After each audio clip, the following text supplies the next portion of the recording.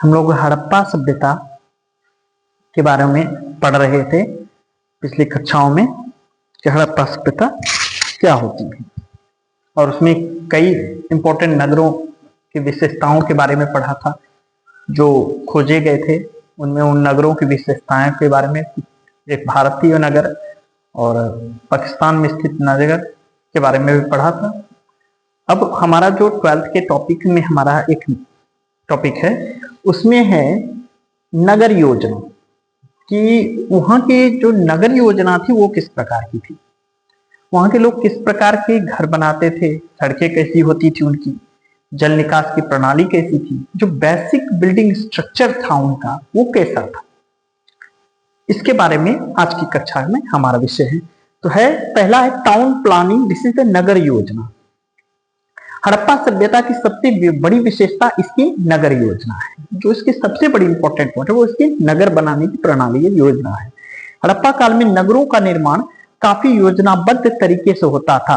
पहला पश्चिमी भाग जो सामान्यतः ऊंचा होता था, दो भागों में इसको डिवाइड किया गया था, जैसे मैंने चित्र में दिखाने के, एक पूर्वी भाग होता था, एक पश्चिमी भाग होता था। इस तरह से बिल्टअप स्ट्रक्चर को मैंने समझने के लिए ये बनाया हुआ है। तो पूर्वी भाग जो होता था वो नीचे होता था, ये आम लोगों के रहने की जगह होती थी, आम जनता के रहने की जगह होती थी।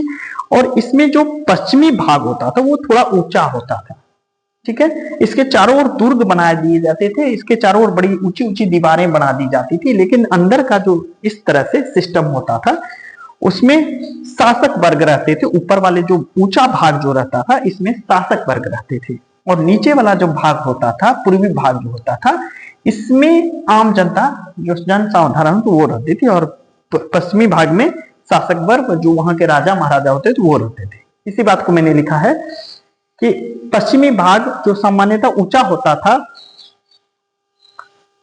इसमें राजा महाराजा तथा शासक वर्ग के लोग रहते थे। दूसरा पूर्वी भाग जो नीचा होता था, इसमें जनता निवास करती थी, यहाँ आम जनता रहती थी। तो नगर योजना में इस तरह से उस नगरों की बनावट थी। अब मकान की बात कर लें तो मकान प्रायः 2 मंजिला होते थे, कहीं 1 मंजिला भी होता था, लेकिन प्रायः मकान 2 मंजिला होते थे। मकान प्रायः पक्के होते थे, किंतु कालीबंगा के मकान कच्ची ईंटों के बने होते थे। ईंटों को धूप में सुखा करके और फिर उनका उपयोग किया गया है, तो ये कालीबंगा में मिला है, जहां कच्ची ईंटों के बने मकान भी मिल रहे हैं, लेकिन प्रायः जो मकान है वो पक्की ईंटों के बने होते थे। इसके अतिरिक्त लोथल एवं रंगपुर, है ना, लोथल एवं रंगपुर में भी भवनों के निर्माण में कच्ची ईंटों का उपयोग किया गया था। 2 और जगह हैं भारत में, रोपड़ तो रंगपुर, रोपड़ में क्या है, एक मकान में प्राय एक आंगन जिसके 3 या चारों ओर स्नानागार, रसोई तथा कुआं हुआ करता था। एक विशाल एक घर रहता था, घर के बीच में, जैसे अभी हम देखते हैं आंगन है, कहीं चापाकल एक तरफ लगा देते हैं तो वहां चापाकल नहीं होता, तो वहां कुआं हुआ करता था उस समय। तो ये माना जाता है कि वहां कुआं है, एक कुआं रहता था, रसोई घर है, और लैट्रिन बाथरूम के लिए अलग से रहते थे कमरे। तो इस तरह से व्यवस्था रहती थी। एक विशाल आंगन, आंगन के चारों ओर कमरे हैं, तो चारों ओर या तीनों ओर कमरे बनाए जाते थे, ठीक है ना। एक कुआं हुआ करता था। मकान में सड़कों किनारे कोई खिड़की नहीं होती थी। अभी भी आप साउथ इंडिया चले जाइए तो वहां भी ऐसा मकान आपको मिलेगा जिसमें एक विशाल आंगन बीच में रहेगा और चारों तरफ से कमरे रहेंगे, उसके एक निकास द्वार भी रहेगा, लेकिन बाहर चारों तरफ कमरे। तो वो उस सभ्यता में भी इस तरह के मकान बनाए जाते थे, कुआं करता था। मकान सड़कों के की ओर खिड़कियां नहीं होती थी, जो सड़कों की ओर खिड़कियां नहीं होती थी, मकान की खिड़कियां एवं दरवाजे गलियों में खुलते थे। ये थी, मतलब मेन रोड पर सड़कें और दरवाजे नहीं हुआ करते थे। जो सड़कें और दरवाजे, सॉरी, मेन रोड पर जो खिड़कियां और दरवाजे नहीं खुला करती थी, ये जो मेन रोड के जो है अंदर से जो किनारे जो गलियां बनी रहती थी जिससे निकलना है, उन गली पतली पतली गलियों में खिड़कियां खुलती थी। ये उसमें विशेष था, जो भी उनका हो कि धूल मिट्टी से बचने के लिए, जो उनकी उस समय ना हुई। सड़क व्यवस्था कैसी थी, अब देखिए कि यहां है, हड़प्पा काल में सड़कें एक दूसरे को समकोण के काटते हुए आगे बढ़ती थी, जिससे पूरा नगर चकोर अर्थात चीयर्स बोर्ड की भांति दिखाई पड़ता था। अब देखिए चकोर क्या कि सड़कें मेन रोड जा रही है, उससे कनेक्ट करते हुए मेन रोड फिर जा रहे हैं, और बीच बीच में जो है घर बने हुए हैं, यहाँ पर बड़े बड़े घर बने हुए हैं, और सबका कनेक्शन जो है उनसे छोटी छोटी गलियां निकली हुई हैं, वो कनेक्ट हो गए हैं सड़कों से, और ये इस तरह से कनेक्ट हैं कि लग रहे हैं कि सब एक दूसरे से समकोण पर 90 डिग्री पर मिल रही हैं, ताकि हर व्यक्ति गली से होते हुए मुख्य सड़क पर पहुंच सके। इस तरह की व्यवस्था वहां बनी हुई थी, है ना। तो इसमें है पड़ता था। सड़कें 3 प्रकार की पाई गई हैं। सबसे चौड़ी सड़क, एक तो चौड़ी सड़क होती थी, सबसे चौड़ी सड़क मोहनजोदड़ो में देखने को मिली है। यह 9.15 मीटर या लगभग 30 फीट कह सकते हैं, कहीं 33 फीट भी लिखा हुआ है, डाटा ऊपर नीचे हो सकता है। फिर चौड़ी है, इसे राजपथ कहा गया। वो माना जाता था कि राजा महाराजा की मेन जो सड़क है मुख्य है वो राजपथ, वो उसके मुख्य महल से होते हुए यहाँ पे इसको राजपथ कहा गया। अन्य सड़कें मतलब सभी सड़कें उससे ज्वाइंट होती थी, मेन सड़क को राजपथ कहा गया। अन्य सड़कें जो 2.75 मीटर से लेकर 3.66 मीटर चौड़ी थी, इतनी चौड़ी भी सड़कें छोटी छोटी थी। अब दूसरा भाग में मध्य चौड़ी सड़कें भी थी, गली वाली पतली सड़कें। तो 3 भागों में बांटा गया। एक तो राजमार्ग, जो सबसे लंबा सबसे चौड़ा सड़क होता था वो राजमार्ग कहलाता है। फिर बीच वाला जो होता मध्यम चौड़ी सड़कें भी होती जो उसके कनेक्ट होती थी अलग अलग जगहों से। फिर इसके बाद घर के से निकलने के बाद सड़क पर पहुंचने के लिए जो छोटी छोटी गलियां होती थी उनको, उनमें भी पतली सड़कें माने जाते, वो भी पतली सड़कें थी। तो सड़कों का निर्माण कच्ची या मिट्टी की सहायता से होता था, कच्ची ईंट या मिट्टी की सहायता से होता था। सड़क का निर्माण कैसे? कच्ची ईंट या मिट्टी की सहायता से होता था। ठीक है, ये सड़कों के बारे में। नगर योजना में हमने पहले पढ़ा नगर योजना किस प्रकार की थी, किस प्रकार उसकी व्यवस्था थी, नगर से कैसे व्यवस्थित थे। दूसरी बात में हमने पढ़ा कि मकान कैसे थे। तीसरी बात में हमने पढ़ा कि वहां सड़कें कैसी थी। अब हम पढ़े कि जल प्रणाली, जल निकास प्रणाली क्या थी। जो सबसे इंपॉर्टेंट फैक्ट है इसमें जल निकास प्रणाली, वो पढ़े।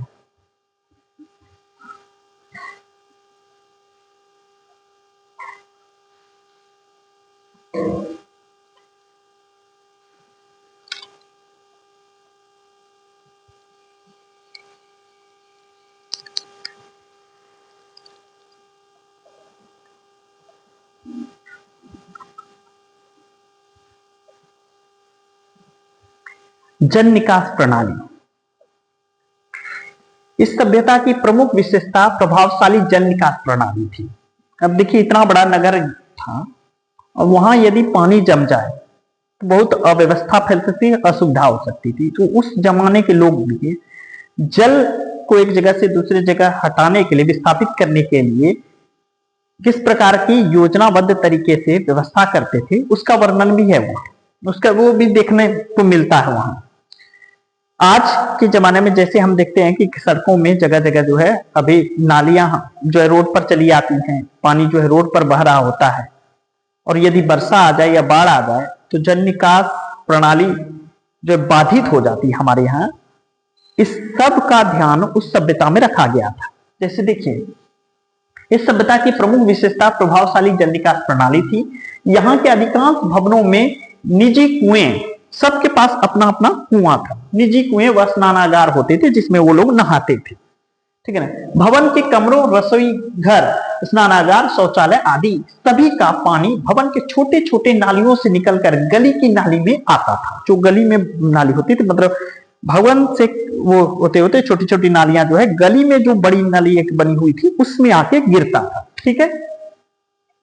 गली की नालियों को मुख्य सड़क के दोनों ओर बनी पक्की नालियों से जोड़ा गया था, और ये नालियां जो जिसमें पानी गिरता था भवन का, ये नालियां मुख्य सड़क जो थी उसके किनारे जो बड़ी नालियां थी उससे वो कनेक्ट होती थी, उसमें जाके जल निकलता था, जोड़ा गया था, है ना। नालियों को शिलाओं या पत्थरों द्वारा ढक दिया जाता था। बड़े बड़े पत्थर, फ्लैट पत्थर या इस तरह से बड़े बड़े शिलाखंडों को काट के उसको ढक दिया जाता था। ऐसा दिखाया गया है, था व्यवस्था उसमें, ताकि बड़ी नालियों में कोई गिर ना जाए, ऐसा व्यवस्था था वहां। क्या कहते हैं, नालियों की सफाई एवं कूड़ा कचरा निकालने के लिए बीच में मेन होल बनाए गए थे, जैसे जैसे बड़े बड़े गड्ढे टाइप के बनाए गए थे, ताकि वहां जाके कूड़ा कचरा अगर आ जाए तो वो कलेक्ट हो जाए और उससे छन के पानी बाहर जाए, तो वहां से फिर बाद में हम उसको निकाल सके। तो बीच बीच में बना दिए जाते थे, है ना। जैसे अभी रोड से के जहां मेन सीवेज बहता है, ड्रेन बहते हैं, उसमें जगह जगह जो है सड़कों किनारे बड़े बड़े जो है गड्ढे होते हैं मेन पाइप में, जहां से नालियां बहती हैं सड़कों मतलब शहरों की, तो वहां बड़े बड़े गड्ढे होते हैं और उसमें जो है ढक्कन लगा रहता है। उस तरह की व्यवस्था वो लोग करते थे थोड़ा अलग तरीके से। वहां भी ये व्यवस्था थी ताकि कूड़ा कचरा वहां निकालने के लिए वो लोग करते थे, सफाई करने के लिए किया करते। बीच में मेन होल बनाए गए थे। स्नानागार इस सभ्यता के सबसे महत्वपूर्ण सार्वजनिक स्थल मोहनजोदड़ो से प्राप्त विशाल स्नानागार है। सबसे इंपॉर्टेंट पॉइंट माना जाए कि जो स्नानागार जो सबसे स्थल माना जाए तो वो नहाने की जगह है, विशाल स्नान। इसको सामूहिक स्नानागार भी कहा जा सकता है कि एक साथ बहुत लोग उसमें नहाते होंगे, लेकिन किस कारण से? तो विशाल स्नानागार है, यह 11.88 मीटर लंबा है, 7.01 मीटर चौड़ा है और 2.43 मीटर गहरा है। ठीक है, बताया जाता है कि यह विशाल स्नानागार धर्म अनुष्ठान संबंधी स्नान के लिए बनाया होगा। कोई भी धार्मिक कार्य यज्ञ हवन करने के लिए वो लोग जाते अगर होंगे तो इससे पहले स्नान करते होंगे, जो कि हर धर्म में होता है, तो इसलिए वो बनाया गया होगा। तो सामूहिक रूप से जो स्नान करने जो चाहे अनुष्ठान करने वाला जो लोग हो, जो व्यक्ति होगा, वो वहां स्नान करने जाता होगा अपने परिवार के साथ और लोगों के साथ वहां जाता होगा और वो स्नान करके अपना स्नान का अनुष्ठान का कार्य प्रारंभ करता होगा। इसलिए शायद वो बनाया गया है ना, बना होगा। भारत के हर धर्म में आवश्यक रहा है, तो ये भी वहां मिला है, स्नानागार भी वहां मिला है ना। अन्नागार इस सभ्यता की सबसे बड़ी इमारत या भवन मोहनजोदड़ो से प्राप्त विशाल अन्नागार है। तो मोहनजोदड़ो में एक बहुत बड़ा जो है गोदाम मिला है, जिसमें गोदाम कह सकते हैं आप कि गोदाम मिला है जिसमें हम अनाज स्टोर करके रख सकते हैं। तो उस सभ्यता के लोग भी ऐसा करते हैं कि अनाज स्टोर करने के लिए गोदाम रखा हुआ था। थोड़ा सा इधर देखें,